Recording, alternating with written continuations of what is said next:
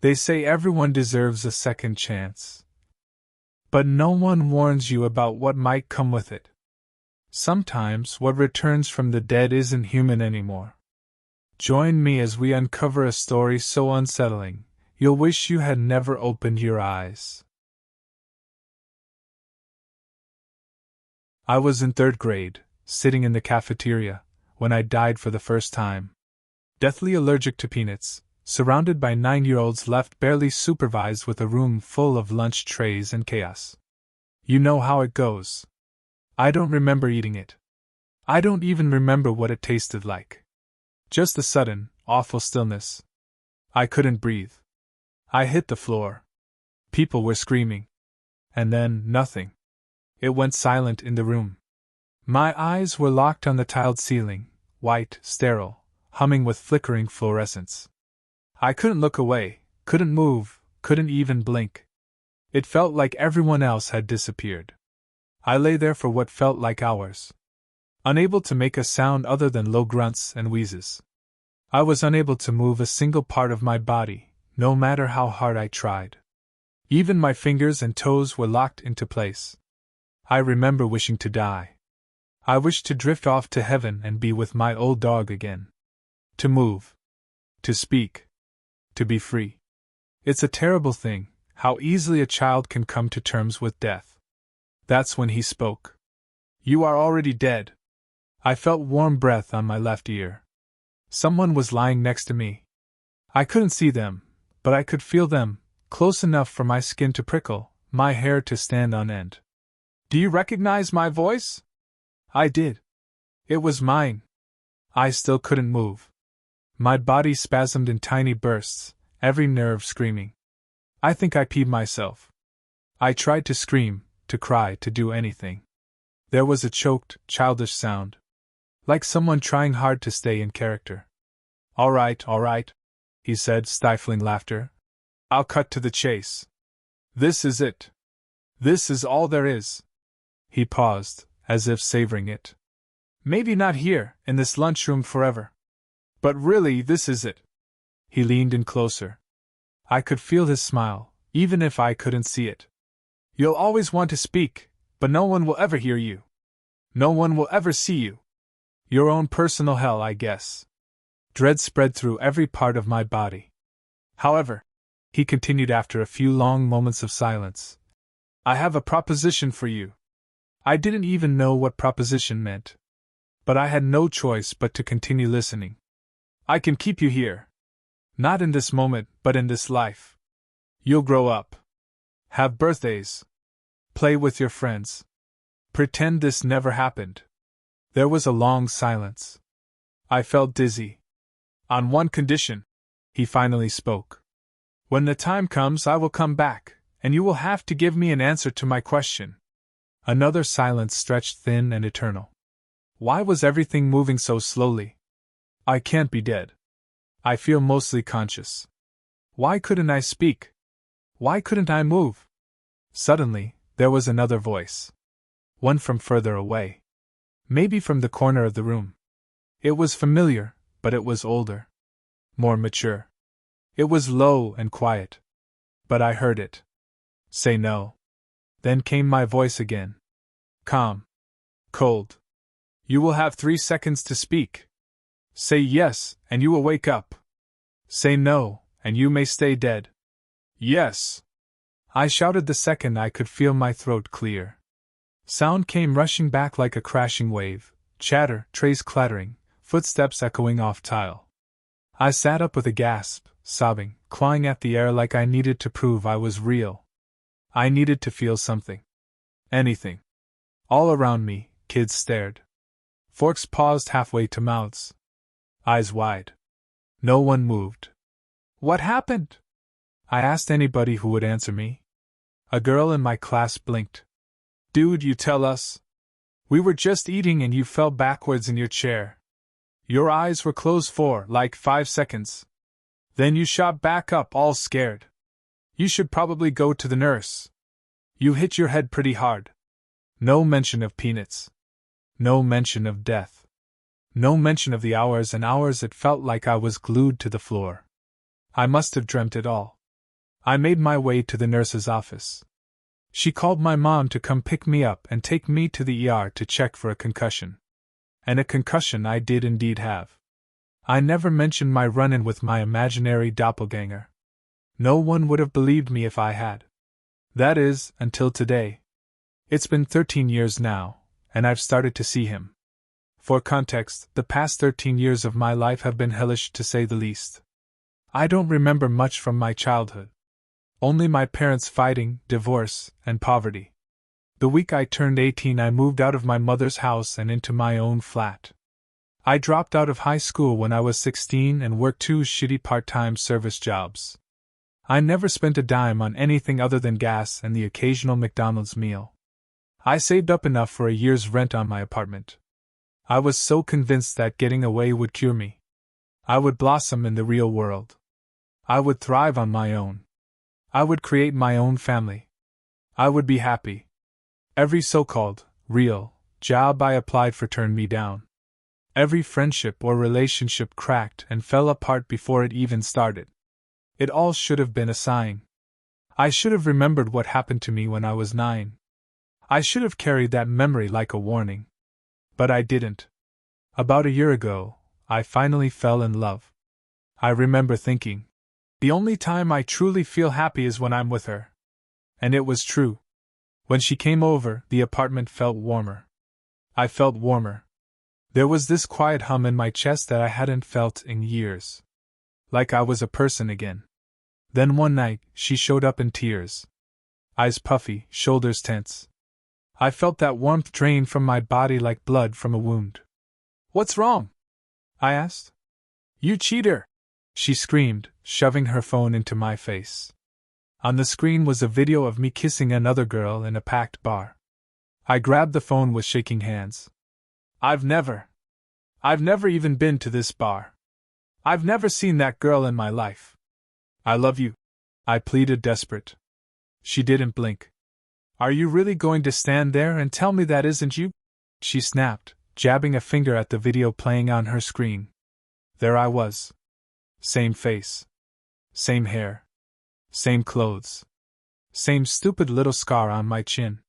It was me. But I had no memory of this. None. No, I wouldn't let myself spiral. I refused to gaslight myself. I may have been a heavy drinker but not a blackout cheater. This wasn't me. It couldn't be. "That's not me," I said softly. She stared at me like she was looking at a stranger. "Fuck you." That was the last thing she ever said to me. She left. Slammed the door so hard the frame rattled. She never came back for her stuff. Not the spare hoodie in my closet, not her pajamas in the hamper. Not even her toothbrush, still drying quietly by the sink like it didn't know she was gone. I thought that was rock bottom. But it was only the beginning. After a few weeks of failing to pick myself up and get back to my life, I finally just got up and drove to my mom's. I didn't speak to her very often. To no fault of her own. I just didn't ever feel like talking to anyone. I felt like a burden on this world. My mom was happy to see me. She hugged me longer than usual and insisted I stay for a few nights. She made dinner every evening. We watched old movies, played cards like we used to, and for a brief moment, it felt like something close to peace. We had a beautiful, quiet little weekend together. The night before I planned to head back to my apartment, she turned to me on the couch and smiled. "I'm really glad we've started doing this every month," she said. "It's brought me so much peace." I blinked. That didn't make sense. This was the first time I'd visited her in over a year. Not because we were estranged, it was just hard. Emotionally. Financially. And I'd never brought anyone with me. Not once. My first instinct was worry. Maybe she was getting older. Maybe this was early dementia creeping in. "What do you mean, Mom? I haven't been here in a long time." I tried to keep my voice gentle. "But I think we should start doing this every month." She gave me a strange look, half confusion, half concern. "What are you talking about?" she said slowly. "You were here just a few weeks ago. With that blonde girl." You invited her to dinner. You even showed me the ring you said you were going to propose with. She watched me closely now. There was no sarcasm in her voice. No trace of forgetfulness or confusion in her eyes. Just steady, maternal concern. Are you feeling okay? She asked.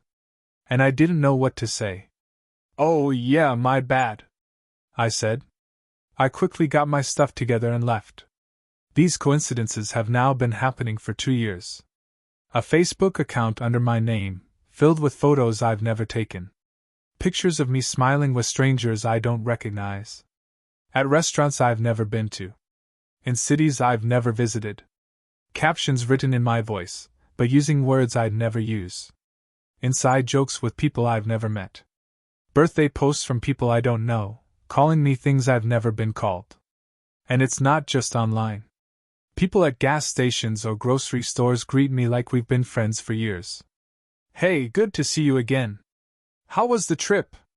You and that girl still together? They smile like they know me. But I've never seen their faces before in my life. When the time comes, I will come back, and you will have to give me an answer to my question. The sentence rang over and over again in my mind. It felt like a dream. Like words I had never heard. Why was this sentence consuming my every thought? Why do they torment me?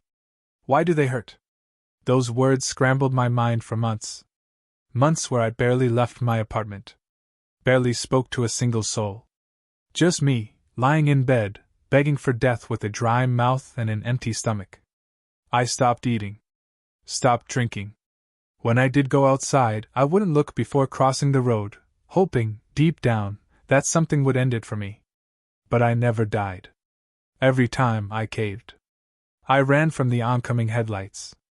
I took a sip of water when my vision blurred out. I forced down food when my chest started to tighten. It was like I was trapped in a body that refused to quit. A corpse pretending to live. I was dragging a dead soul through each day, and I couldn't stop myself. That's when I came to the decision I'd have to just get it out of the way. I went on a short walk around my neighborhood the night I was going to do it. The night I was going to end it all once and for all. I touched the trees and breathed in the cold night air. Felt rain on my skin. I walked back to my apartment in a daze. Every step felt wrong, like the air itself was pushing back against me. Something deep inside me was screaming. Do not open your door. Do not open your door. Do not open your door. So I didn't. I stood there, frozen in the hallway, key trembling in my hand. And then the door opened on its own. But not by chance. Someone was already inside. There I was standing in the doorway. Same face. Same clothes. Same expression I thought I was wearing. It was me, staring out at me, from inside my apartment, while I stood helplessly outside. Soft, jazz music played from inside. It smelled like steak and red wine, like money, like luxury. Everything I had never had. The other me looked directly into my eyes with a smile spread across his face. I waited for him to speak, as he waited for me to. I finally caved. You dash, was all I got out before he cut me off suddenly.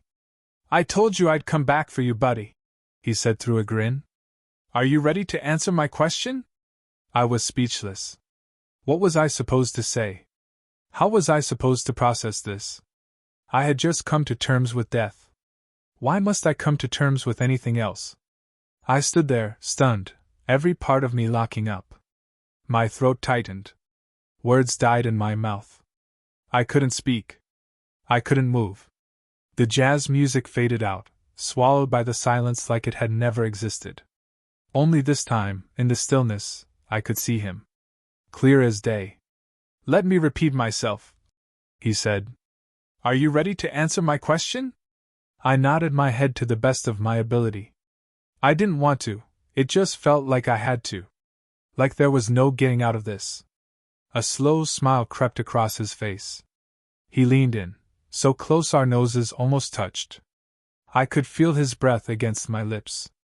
Was it worth it? The only words I could croak out were weak, fractured. At least. I lived. He paused, like he was genuinely considering it. Then, suddenly, he burst into laughter. Loud, wild, unhinged. It went on for far too long. Long enough to make the moment feel absurd. Almost awkward. When he finally stopped, he stared into me with eyes that didn't feel like mine anymore. I lived, he said, voice flat now. You survived. Then he winked. A cruel, almost affectionate gesture. And without hesitation, he wrapped his hands around my throat. I didn't fight it. I didn't scream. I just let go. Let the breath leave my lungs. Let the world fade out. The life drained from my body, soaking silently into the carpet below. When my eyes opened again, I was back in the cafeteria. Same linoleum floor. Same buzzing lights.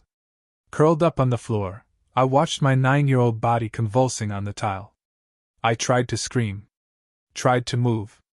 But all I could manage was a whisper. Say no. It's all I ever managed to say.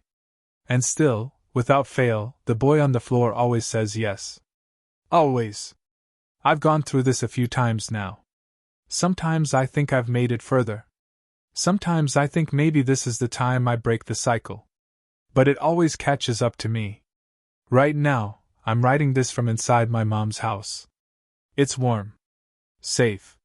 Smells like garlic bread and laundry detergent. I know what she's about to say. She says it every time. Word for word. I'm really glad we've started doing this every month. It's brought me so much peace.